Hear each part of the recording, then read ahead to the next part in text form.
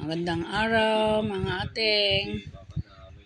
Nagluluto po ako ng ginataang kohol. Yan. Hindi ko na po pinakita kung paano pagigisa. Yan na lang po. Pinakuluan ko muna para lumambot. Malambot na, nilagay ko yung gata. Tinimplahan ko ng paminta, asin.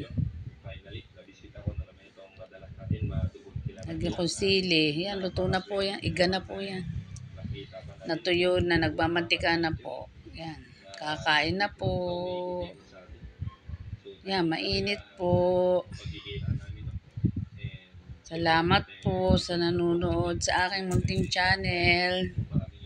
Pa-like na lang po and subscribe. Salamat po.